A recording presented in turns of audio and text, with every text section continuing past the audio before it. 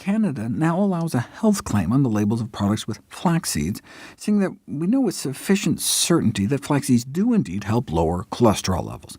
The products have to contain 2 tablespoons and have to be relatively healthy in the first place, so they can't boast about the cholesterol-lowering effects of a flaxseed-enriched meatball or something.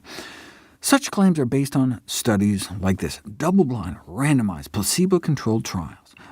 Wait, how do you come up with placebo food? I mean, there's sugar pills for drugs, but how can you slip spoonfuls of flax past someone?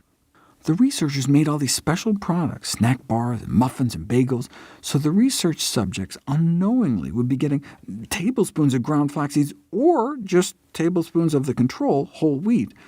And they did this for a year. No one knew who got which muffins until the code was broken at the end. And the dietary flaxseed group saw a 15% reduction in LDL cholesterol as early as 1 month into the trial, but only fell significantly lower than the whole wheat group and those on cholesterol-lowering drugs. And those off drugs, the whole wheat group's cholesterol went down too, diminishing the efficacy of the flax in comparison. That's why food placebos are so hard. Like in this study, the reason they give for doing a so-called open-label study, where the study group is aware that they're eating flax seeds, is because they couldn't come up with an inert placebo for flax seeds. I mean, whole wheat flour is a whole grain and could be beneficial in its own right, and white flour could make the control group look even worse. So what they did in this study was that overweight patients were randomly assigned to receive either lifestyle advice and daily ground flax seeds, or just the lifestyle advice alone as the control group. And not surprisingly, body weight, waist circumference, and body mass index decreased significantly in both groups. Even without the lifestyle advice, just enrolling people in a study where you know they're going to keep weighing you can get people to lose weight, though there was a significantly greater reduction in the flaxseed group, and not just by a little. The control group that just got lifestyle advice over a 12-week period lost nearly 7 pounds and an inch off their waist. But the group that got the same advice plus spoonfuls of flax a day, so in effect given more food to eat, lost over 20 pounds on average over the same period, cut nearly 4 inches off their waist.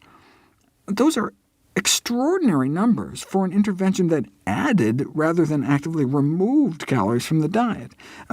Was that just some crazy fluke? How about flaxseed supplementation for non-alcoholic fatty liver disease? Thanks to the obesity epidemic, that's now the most common liver disease, recognized as a major public health problem around the world.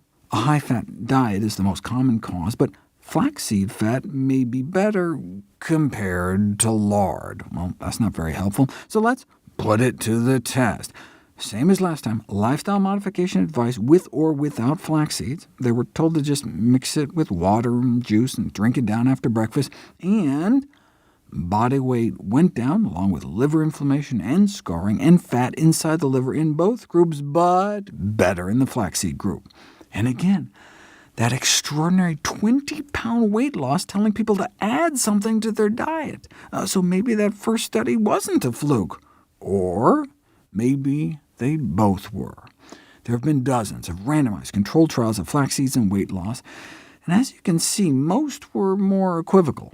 Here's those 2 recent 20-pound weight loss studies, which appear to be the outliers. But still, put all the studies together, and you do see a significant reduction in body weight, BMI, and waist lines following flaxseed supplementation in randomized controlled trials, though one would expect more like 2 pounds of weight loss rather than 20.